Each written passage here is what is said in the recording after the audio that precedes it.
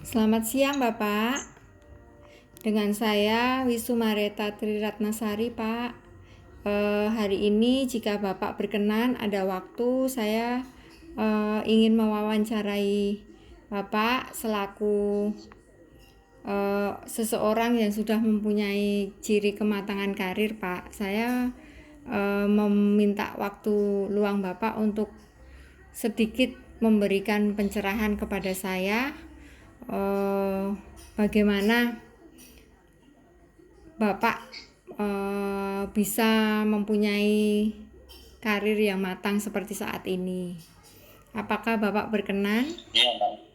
Ya, Iya, boleh, Bapak, Mbak Mita. ya Bapak bisa panggil saya Mita saja ya Pak ya. Sudah bisa kita mulai Pak untuk proses wawancaranya? Bisa, Mit. Ya baik. Pak, yang ingin saya tanyakan, bagaimana strategi Bapak mengawali karir di kepolisian, Pak? Apakah bisa diceritakan secara singkat? Oh iya, iya, Mit. Ya, saya mulai berkarir di kepolisian, yaitu tahun 2005. Terus dalam perjalanan, ya seperti anak-anak biasa itu yang baru lulus dari SMA, kemudian mendaftarkan untuk menjadi anggota Polri. Nah, dalam pendaftaran itu saya tidak serta-merta langsung keterima, tapi harus ada perjuangan dulu. Perjuangannya kayak apa? Ya, saya daftar di kepolisian 3 kali. Yang pertama, saya tidak bisa lolos. Yang kedua, saya coba lagi, belum juga menjadi rezeki. Terus yang ketiga, saya bisa bergabung di kepolisian, alhamdulillah. Jadi langsung bisa berkarir di kepolisian. Ya, cara singkat seperti itu, Mi. Oh, baik Pak. Jadi prosesnya itu tidak langsung gitu ya Pak? Tidak dengan satu kali saja dengan instan langsung menjadi seorang polisi gitu ya Pak? Lalu yang Iya, Mi, betul. kedua yang ingin saya tanyakan yaitu eh, di ranah kepolisian yang Bapak geluti saat ini, Pak. Bapak itu bekerja secara yang bagaimana, Pak, sistemnya itu? Atau multi tasking misalnya atau sistematis gitu, Pak. Kalau di dalam kepolisian sendiri itu bagaimana sistem kerjanya? Nah, itu, Mi. Sehabis dari di pendidikan, terus pengaplikasian di masyarakat. Nah, kebetulan juga pengaplikasian di masyarakat yang saya emban adalah fungsi lalu lintas. Nah, fungsi lalu lintas itu kerjanya adalah secara sistematik atau terjadwal. Misalnya pagi berangkat sebelum jalanan ramai, ya mungkin jam 6 saya sudah berada di lapangan alias di jalan-jalan yang biasanya audit. Nah, kalau sudah di lapangan, saya pelayanan pagi sampai batas waktu yang ditentukan. Misalnya kalau pagi kan anak sekolah, orang mau kerja, kan jadi satu jalanan itu. Ya, saya berdiri di tempat-tempat yang biasanya banyak kekroditan. Nah, nanti kalau situasi lalu lintas sudah menjadi cair, nah itu baru terselesaikan. Lah itu kan kegiatannya cuma monoton seperti itu. Beda dengan fungsi-fungsi lain yang bersifat dinamis, misalnya di reserse atau di intel atau di Babin Kamtibmas. atau sabar. Nah, kebetulan saya bisa cerita kan saya di bagian lalu lintas ini.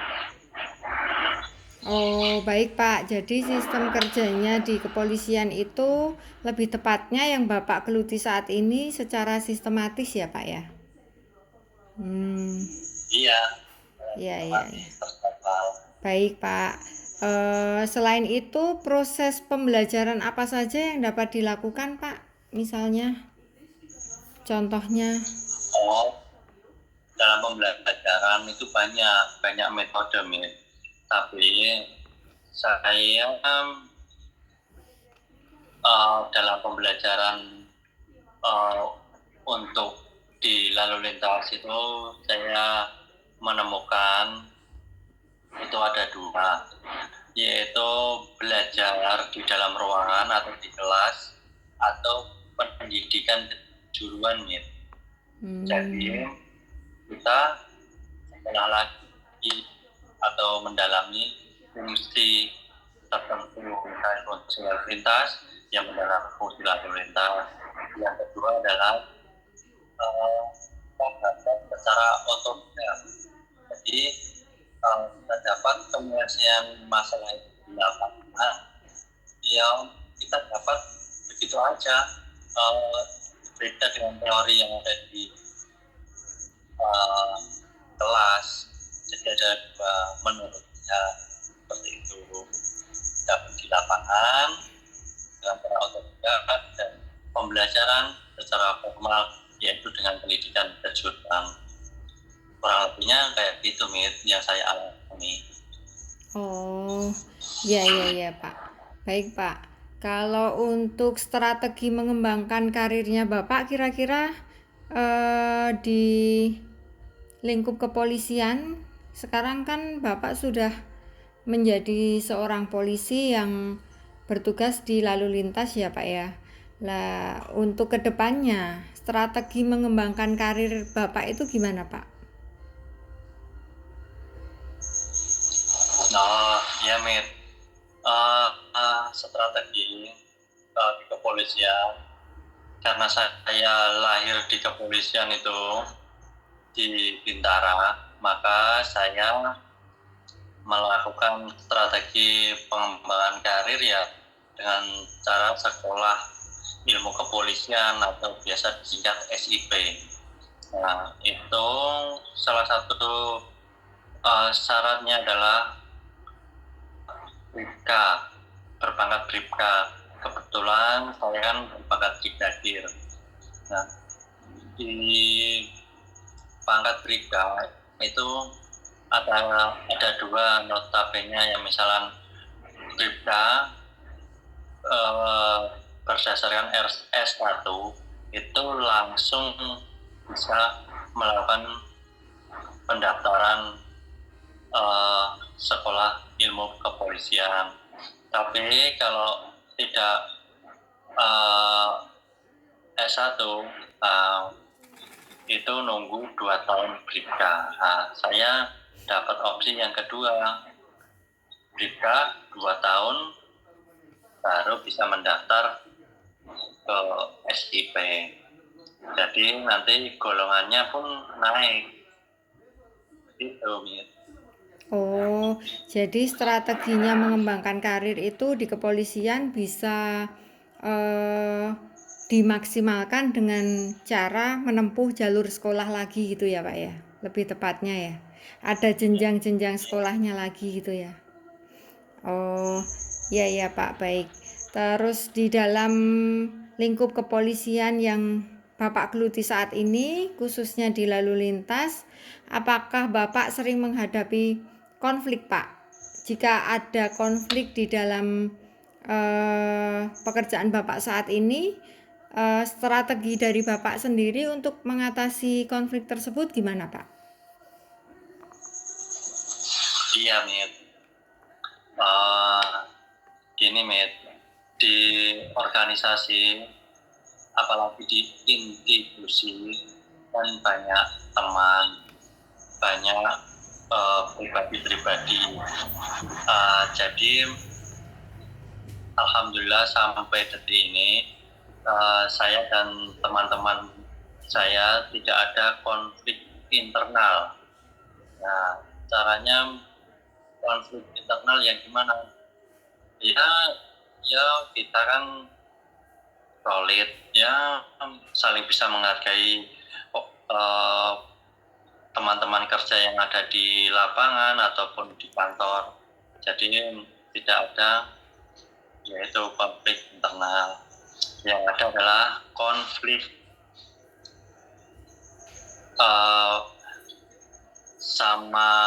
konflik pelayanan kepada masyarakat itu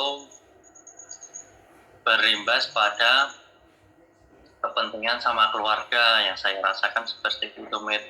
Contohnya, misalkan hari Sabtu itu kan seharusnya saya bisa dapat libur, tapi dalam kegiatan masyarakat bahkan banyak ada kegiatan masyarakat, ada yang demonstrasi atau ada kunjungan dari menteri atau dari RI1, dari presiden. Nah, itu diharuskan kita juga siap di lapangan. Jadi misalkan anak-anak keluarga sudah merencanakan mau liburan, nah, demi kepentingan masyarakat, ya liburan sama keluarga itu dipending dulu. Nah, yang biasa saya alami cuma konflik pribadi seperti itu, Mit. Tidak di organisasi. Oh, baik Pak. Jadi lebih banyak ke konflik pribadi mengatur waktu itu ya Pak ya. Karena harus bisa membedakan antara memang sudah tugas yang diberikan dan disumpah negara untuk sewaktu-waktu dibutuhkan, jadi Bapak harus selalu siap gitu ya. Ya. Iya, baik Pak. Yang selanjutnya yang saya akan tanyakan yaitu apakah di posisi Bapak saat ini sebagai seorang polisi di bagian lalu lintas khususnya sudah benar-benar memberikan manfaat untuk orang lain, Pak? Dari Bapak sendiri yang merasakan, apakah Bapak sudah memberikan manfaat yang banyak untuk orang lain? Oh, baik, Mit. Saya jawab, kalau memberi dampak kepada masyarakat itu, kalau saya jawab kayaknya kurang etis, alias terlalu melebih-lebihkan. Yang saya tekankan pada diri saya sendiri, yaitu saya melakukan pelayanan kepada masyarakat yang ikhlas,